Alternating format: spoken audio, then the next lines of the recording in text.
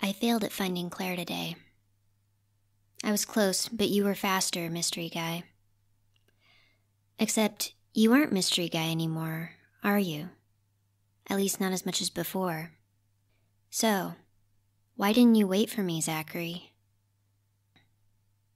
This is Spines.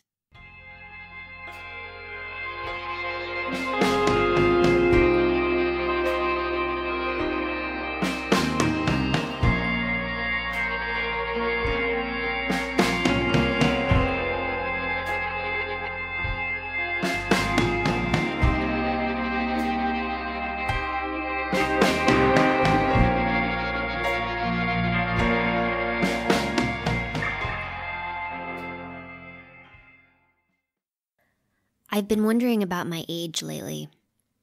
I look in the mirror and I'm just not sure. Medium height, medium build. Short, dark brown bob that I think might be kind of young and hip, but who knows, I could also just be a really hip soccer mom. My face seems to be of someone in their 20s, but then again, maybe I'm 18 and I've just had a rough life. That's plausible. Or maybe I'm 40 and I just used to be a vegan who exercised a lot and always used sunscreen. I'm pretty sure I was never a vegan, though. I like burgers way too much. For right now, I'm calling myself 25 and hoping that's not wildly misrepresenting myself in either direction. 2 important emails today. One had the subject line, "Sweating Diamonds." It said, "That memory of making gems was mine, you fucking bitch. That was mine." It was signed Sage. I tried to email her back, but she hasn't responded. Sage, if you're listening, I'm sorry I took something that was yours. I didn't mean to, and I don't know how it happened. That other email I'll tell you about at the end. For now, though, let's talk about Claire.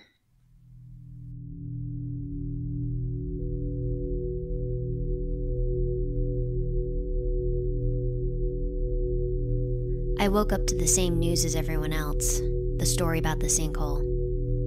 You all saw the picture. A giant circular pit where a strip mall once stood. The coverage focused on how lucky it was that no one in any of the businesses got pulled into the ground, no one got buried in the rubble. The other stuff you might have heard about the pit if you live in this town, it wasn't on the news. Like the one about how if you sneak past the caution tape and sit right next to the edge, and if you drop a coin inside, someone will whisper something about your future. That's the one I heard anyway, from people on the street. So I went to see if it was true.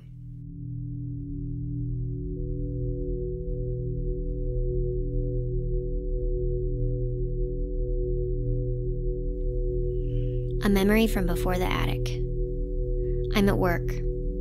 I don't know for sure what kind of work I do, but I sit at a desk and feel bored and depressed. There's something I'm supposed to be working on, something with spreadsheets. But I know it's bullshit, and I hate the people I'm supposed to be doing it for anyway, so why bother? I tell myself I'll doze in my chair for just a few minutes, and then I'll be energized and I'll get back to work. I know it's probably not true, but it's the deal I make with myself. So I close my eyes, and I think about a much nicer place. It's an old library, a place I think I visited when I was a kid. There are multiple floors and a spiral staircase leading up the center of the building. It's quiet, and the smells of books are comforting and make me happy. In this memory, I feel the office chair disappear under me, and there's a whoosh of air around my face, and when I open my eyes, I really am in that library from my childhood.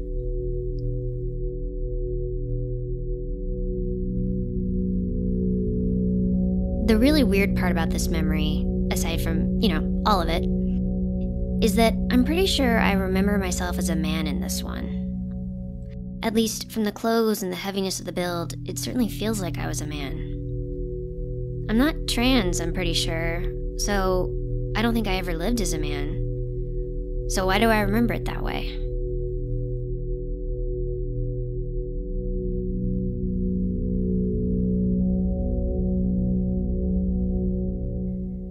I've given up on trying to just regain my lost memories.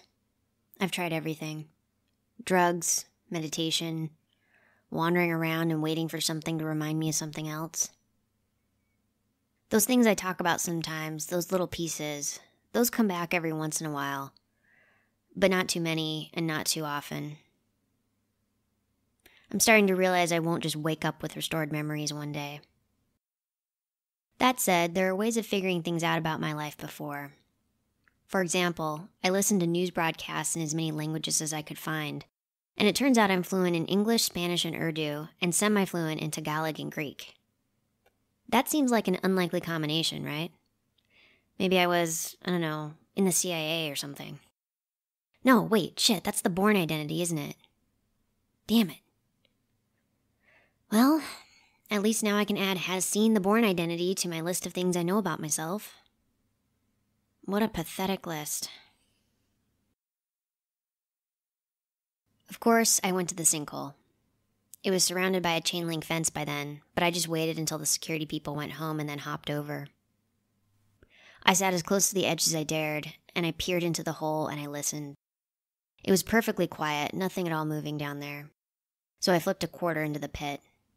It disappeared into the dark, and I never heard it hit the bottom. I waited, but nothing happened. I was just about to give up when I heard a whisper come up out of the dark. It said, "You'll see the Skullman one more time before the end." And that sentence scared me so bad I fled. I don't mean I ran. I mean I panicked and blinked and found myself in a parking lot way down the street, out of sight of the pit. I'm still not sure how I do that, and I still can't do it on command. I couldn't make myself go back to the pit that night. Not with the thought of the Skullman at the back of my mind.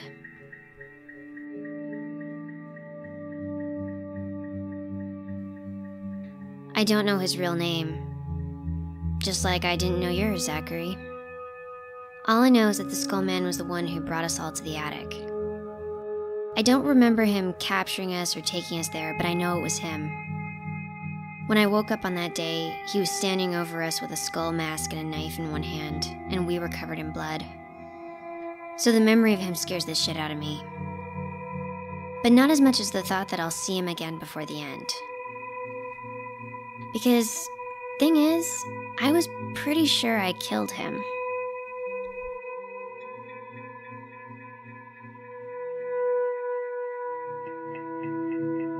I finally got up the nerve to go back to the Sinkhole the next night.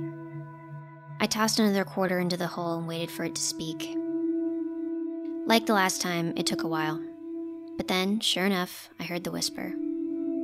This time it said, "You'll have to kill again if you decide not to die." That was almost as bad as the first one. I still don't want to talk about what happened with Carson, but I do know I want to avoid killing again, if I can help it. If this pit is to be believed, maybe I can't.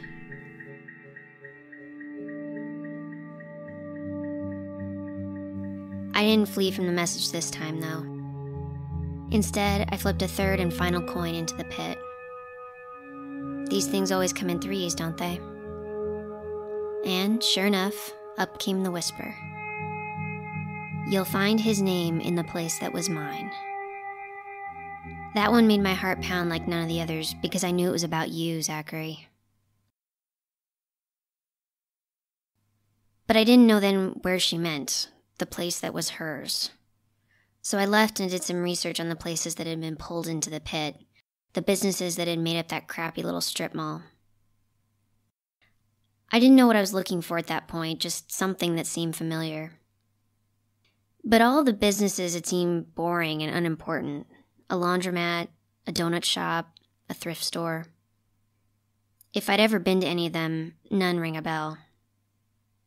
Finally, it occurred to me to look for the people who had worked in those places. I didn't recognize any of the names I found for the first business or the second.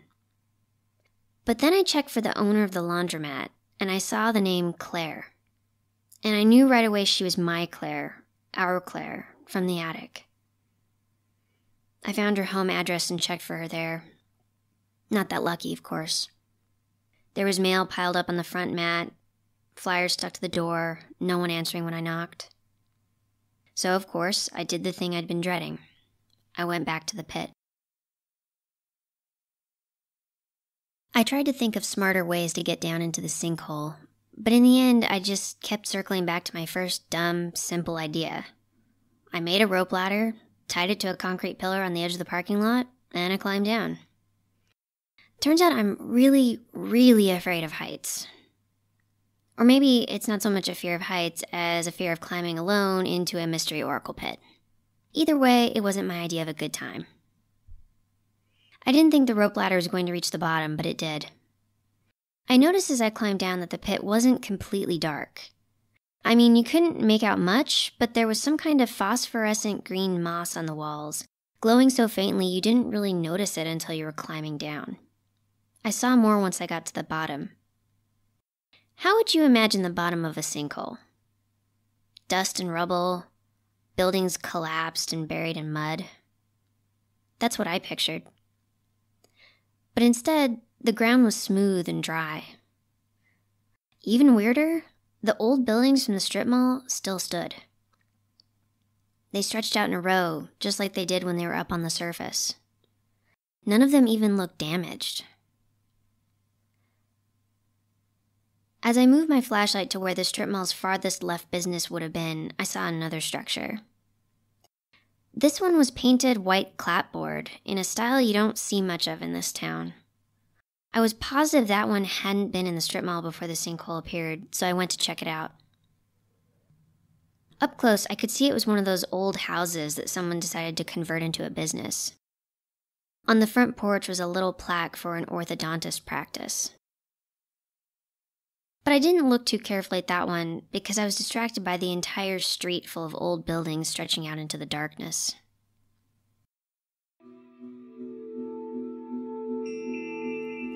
Turns out the sinkhole wasn't so much a hole as the entrance to a very, very big cave system.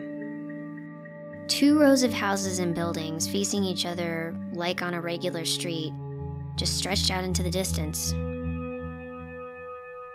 I walked along that makeshift little street for half an hour and I never reached the end. None of the buildings went together, and I could tell they'd come from a lot of different places. There were tall glass office towers like you'd see in LA or Chicago, quaint little B&Bs that could only have come from Vermont, a double-wide trailer, a garden shed. Finally, I saw something that I think must have been a wigwam, a circular wood and mud structure with a hand-carved front door. I'm no expert, but it sure looked authentic to me. I didn't check inside any of them, because while I didn't hear another sound the whole time I was walking, I was sure the place wasn't abandoned. Not really. I kept almost but not quite seeing motion from the windows. I kept feeling the pressure of being watched from a distance. But I never quite got a look at anyone. I think whoever or whatever lives in all those buildings was content to stay out of my way as long as I kept to myself out on the street. But it didn't seem smart to push my luck by going inside. So once I realized I could walk forever without reaching the end of this cavern, I turned around and went back to Claire's laundromat. I felt eyes on me the entire walk back.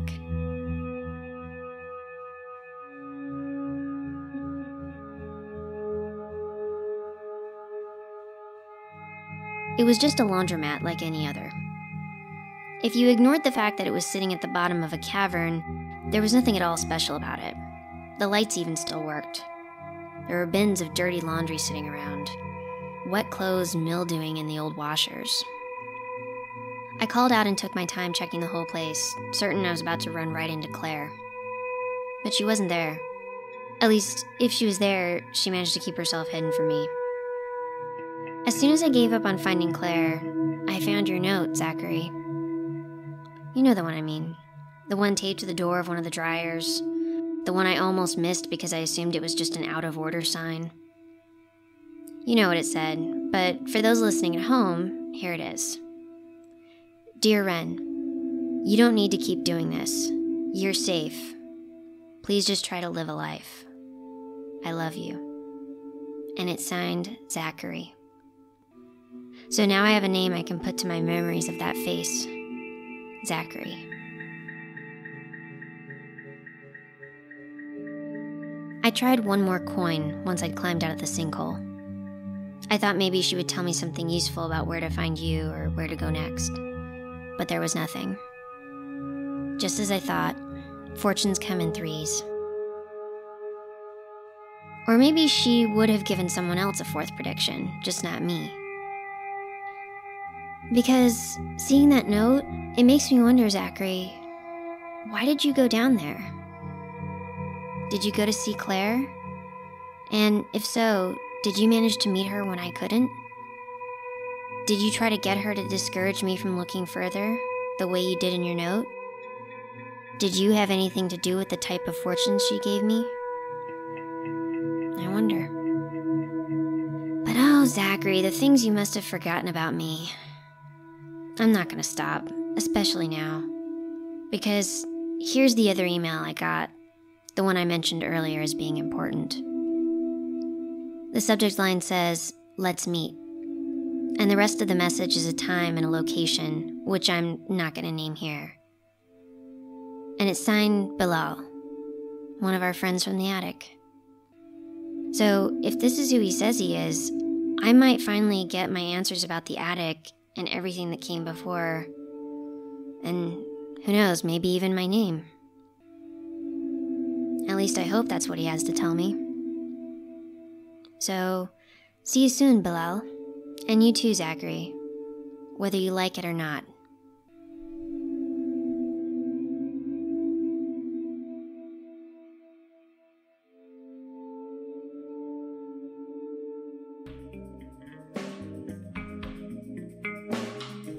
Spines is a production of Zoom Doom Stories.